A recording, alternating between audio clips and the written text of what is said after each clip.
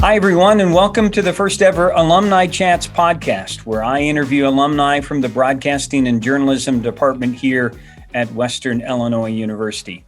My name is Buzz Hoon, and I've taught in the department for 30 years.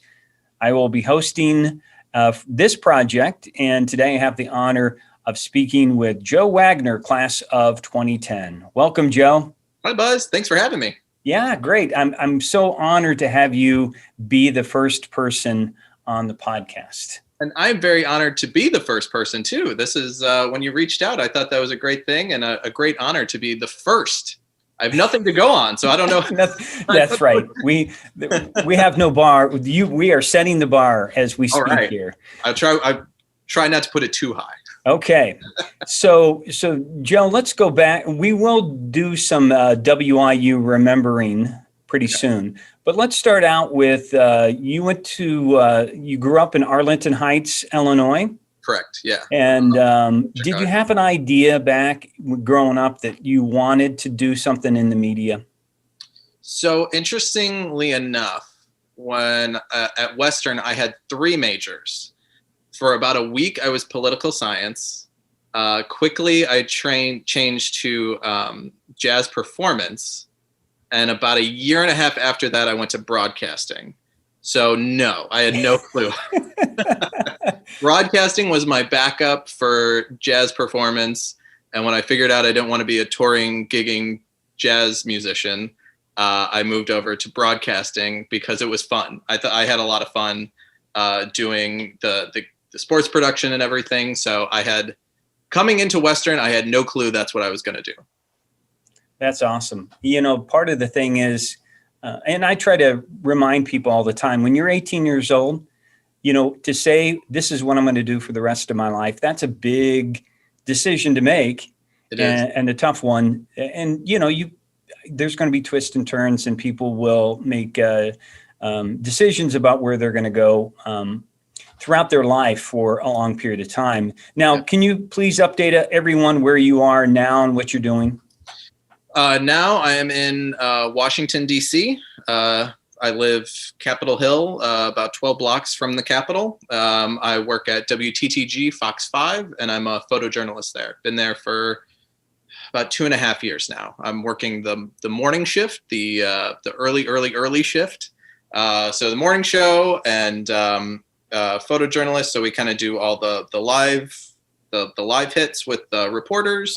And then after that, we go out and we kind of, whatever the early news going on is, we try to either get some, interviews or video, or we try to turn a story on something that will still be relevant later in the day.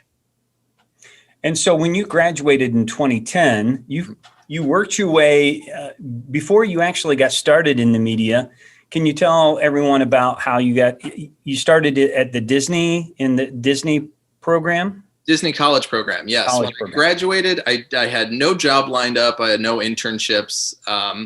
So my family always went to Disney. We went to Disney a lot when I was growing up, and I knew about this internship. They're around the college campuses a lot promoting. So I decided I had nothing else really going on. So I will waste away 7 months down in Orlando with Mickey Mouse.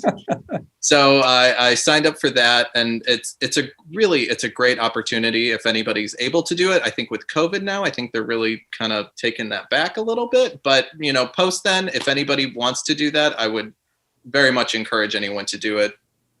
Mostly because you live in an apartment complex with people who from all over the country, and then within the complex, it's people from all over the world. So for a short time, we had somebody from Mexico City that lived with us. I had friends that live in Casablanca and Mexico City and the UK and just all over the world. A guy that lived behind us was from Afghanistan. So you meet people from all over the country. And then you work in the parks, you work at the hotels, you kind of work at Disney, and you learn their method of customer service, which is world renowned as the best customer service, which is in any field, you're always customer service in some way, shape or form. And so dealing with people, how to help people, how to make, face-to-face interactions a little bit better is good for broadcasting, and definitely good for anybody in any field. So that was, and I also met my wife there. So that's the best thing that could have come out of that. That's even better. Cherry on top of the cake. That's right. So then you eventually got back to the Midwest, right? After about 7 months there, I got back to the Midwest, and I did not start in broadcasting right away. I kind of had a couple temp jobs, worked at a pizza place for a little while, kind of just took whatever was kind of coming my way. And after working for a mortgage firm for a little bit, I was going back and forth to the Quad Cities to see another Western Illinois alumni, Anthony Panicucci. Yay! Friends with him, so I was kind of going back and forth. And his girlfriend at the time worked at a TV station, and she's like, "Well, we have an opening for a morning editor." And so I was like, "Yeah, that sounds great. I'll do that." So I put in a resume, and when I came in for the interview, everybody at the station already knew me. Like 4 or 5 of the reporters were just like, "Oh, Joe, what are you doing here? Joe, what are you doing?" So the news director was like, "Oh, you all know him? Like, oh, okay, I guess, yeah, you got the job." That's fine. So that's the best way to get in anywhere, is just kind of know all the people that are there already. And that's some great advice for our current students, is to, especially about the networking process of finding jobs, and where you can then go on to your next job too. Correct. And that's something that I feel like I've taken a hold of a lot in my searching. And a piece of advice I would give to anybody graduating is know where you want to go, and just find a company, if it's a TV station, wherever, kind of know where you want to go, and then try to figure out who you can talk to just, put your resume in front of, just chat with, and kind of say, "Hey, I'm interested in here. What are some of the things you guys look for? What are some of the qualities you look for in people and candidates? And, what would I need to work on to be able to, work at your company?" And then that way you're kind of already in their head. And when, time comes when they need somebody, you can be the first thought, and you could already be, some of the skills that maybe you didn't have that they told you to work on, you could then already have to be able to get in the door. So that's what I did a couple times, from my first job in the Quad Cities to my second job in the Quad Cities. I was working with the chief photographer at Channel 8 in the Quad Cities. And I was kind of like, you guys kind of do news a different way than where I am. So like, what do I need to work on to try to work to be where you are? And he kind of gave me some tips and some tricks to try to work on, so that when there was another opening, I was already working on those things, and I was kind of already at the level that they would want to see a photographer at. So then I could go and be competitive in the hiring process. And then same thing, the next place where I went to was WGHP in High Point, North Carolina. It was the same thing. They were a really good station with photographers. And so it was like, all right, well, what are some of the things in the photographers that you're looking for? Because that's where my wife lived in Greensboro, or in Winston-Salem, which is right near High Point. So I wanted to be kind of close to there. So again, took a couple months, kind of worked on some of those things. And so by the time there was an opening, I was able to then kind of show growth. They could already see growth and say, okay, well, this person, is working and wants to move to this level, so we'll give them a chance and hire them on.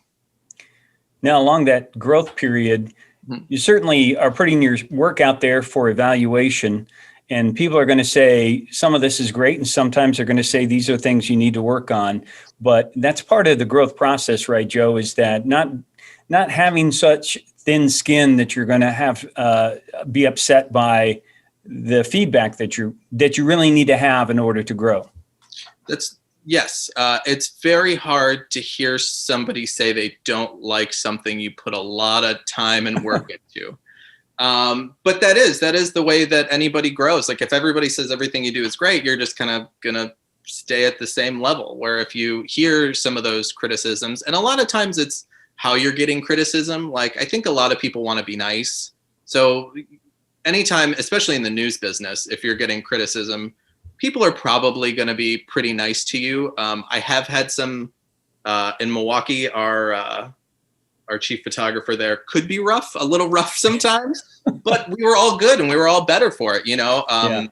By my first week there, he did critiques with photographers just to kind of make sure everybody was trying their hardest kind of on every story you went to. And I showed him 2 stories that I was really proud of. And he just kind of looked at me. He's like, is that the best you got? And I said, yeah. He closed the laptop and he pushed it back to me. He's like, okay, try a little harder. That was it. Just try a little. So it's okay. What, how am I going to try a little harder? Trying to figure out so then you go to other people and you're like, well, what do you think about this? What do you think about this? And then you kind of get a lot of feedback from a lot of different people, and it kind of helps you put a little piece here, a little piece there. And overall, kind of the big soup makes it all better. Yeah. I'm thinking about the things you might have seen through your lens at different locations. What are some of the memorable things that you've covered? Well, most recently would be, luckily I was not at the Capitol for when the siege happened, but before that I was at the rally where the president spoke. And I mean, just the amount of people just there and trying to imagine the amount of people then moving their way to the Capitol and breaking through is just, it's kind of mind boggling how that all works. But just the other day, yesterday, we got to talk to 2 of the officers. They're DC officers that are in videos that have been kind of widely seen. One of which was stuck in a doorway and kind of screaming for help. Another one that got dragged down some stairs and out into the crowd. And just being able to talk to them, just regular humans, regular people who did something extraordinary, kind of did their job and stood up in a time of crisis and went above and beyond the call.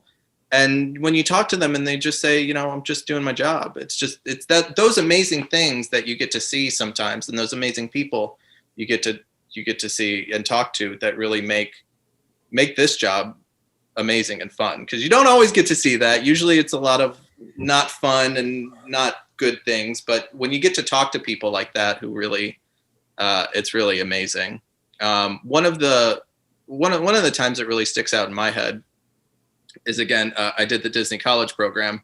While I was in Milwaukee, Pulse happened, the Pulse nightclub shooting, and our station in Milwaukee decided to send us down to Orlando. And I think they decided on me as a photographer because they knew I had been to the Disney College program and they thought I knew my way around Orlando, but Disney and Orlando are probably a half an hour apart. I had never been to downtown Orlando, so it's just like, okay, yeah, I'll go. That's fine. So my photographer and I went down and we did a bunch of stories. We kind of tried to focus more on the people because there's so many. We're part of a network. We're the station I was at is Fox 6 in Milwaukee.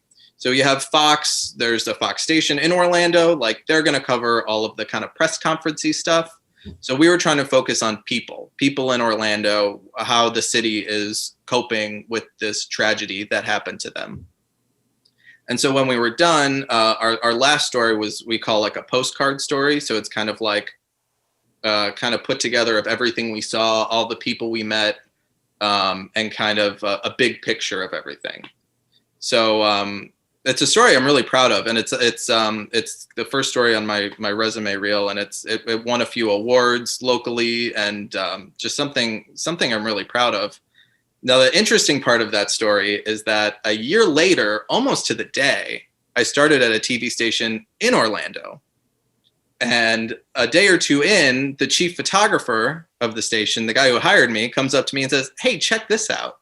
And it was from a year ago, and he had reposted our story that we did in Milwaukee, saying how great this, station from Milwaukee came and really got Orlando and saw the good in the city and like put that out.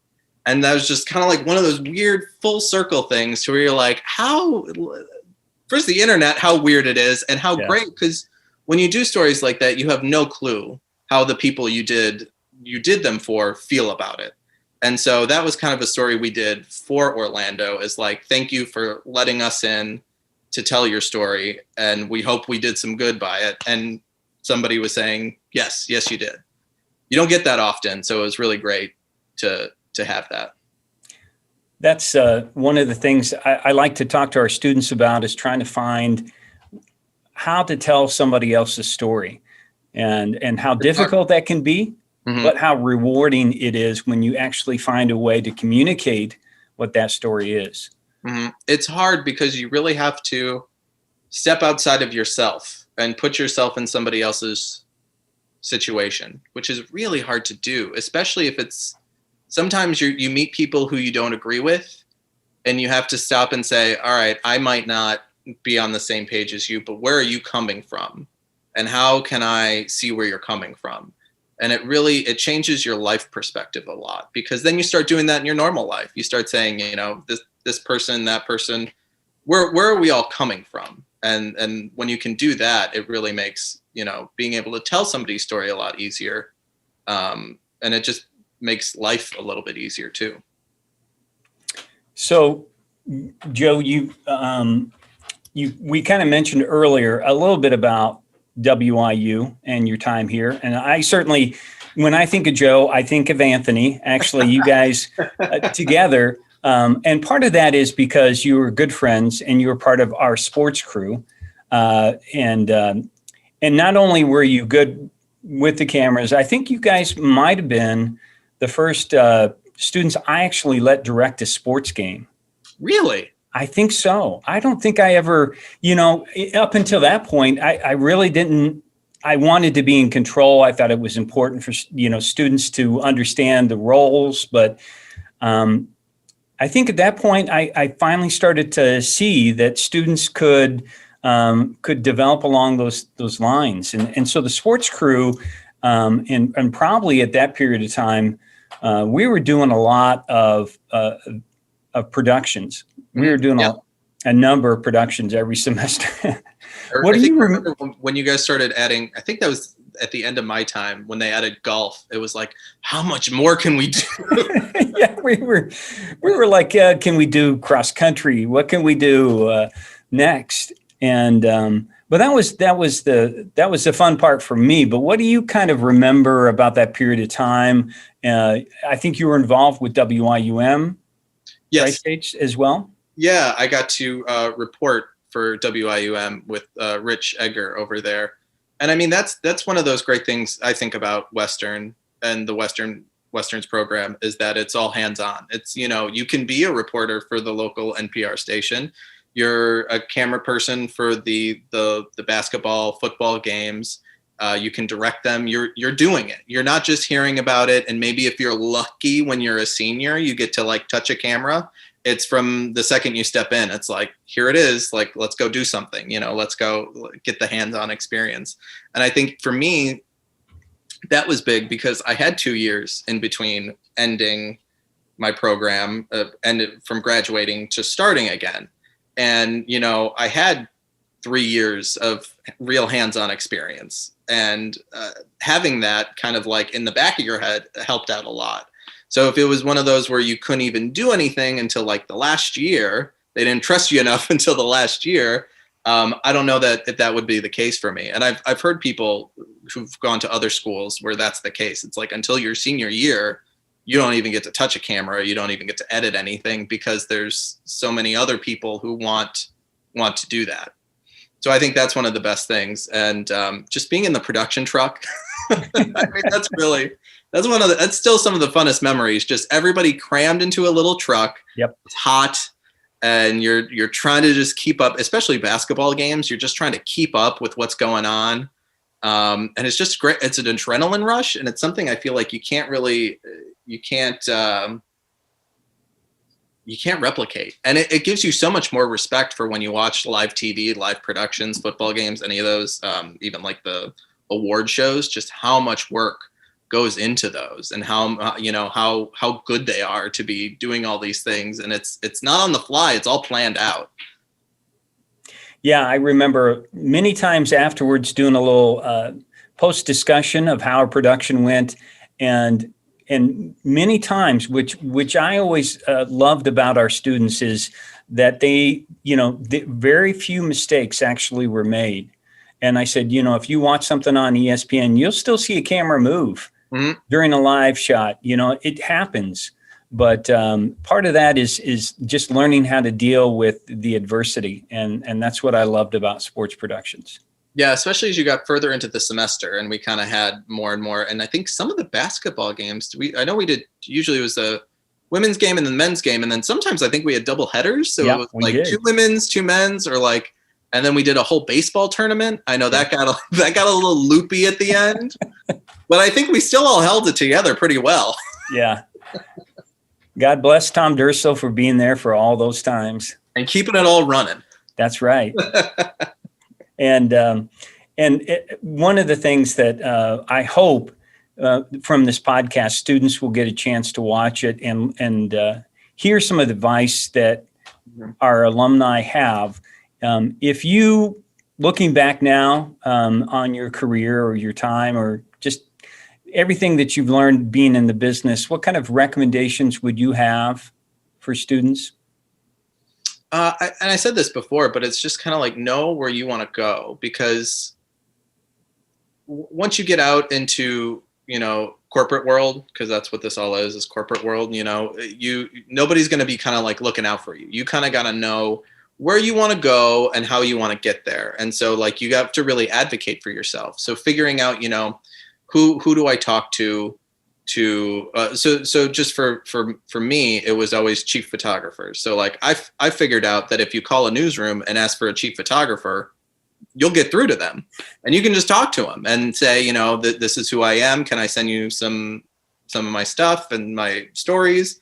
And they'll help you, so it's just kind of taking that step of your own to guide your own career where you want it to go. And especially today, kind of being ready to pivot from one thing to another, especially in broadcasting, it's changing and it's changing quick.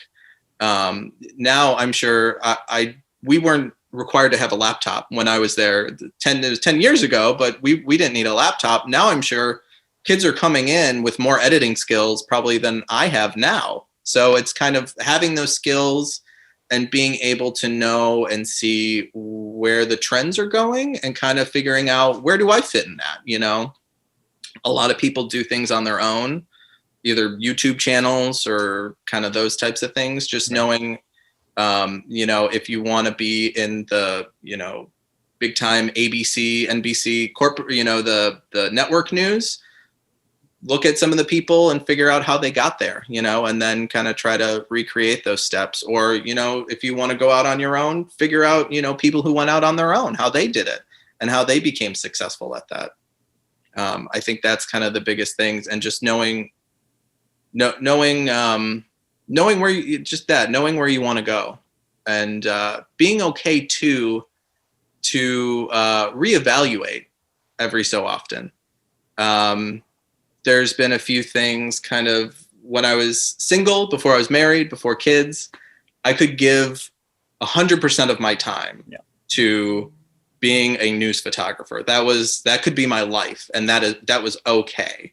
And then, got engaged, married. Well, now I'm pulling back a little. Now I don't want to say yes to every project. Now, certain things kind of aren't as important.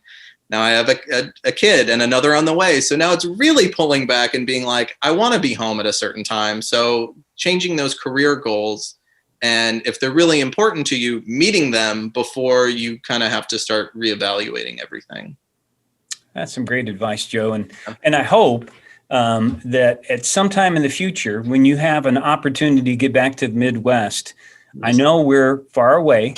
We're not, Macomb's not easy to get to from anywhere, but I'd hope at some time to see you and your rest of your family, because we're very proud of where you are and what you've been doing, as we are of all of our alums. I really thank you for being part of this first podcast. Thank you so much. It's really been an honor to be here and to talk a little.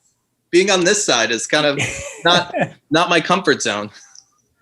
We'll hopefully find future people to be on the podcast.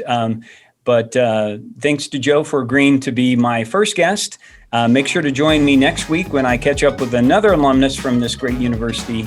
Until then, take care and God bless.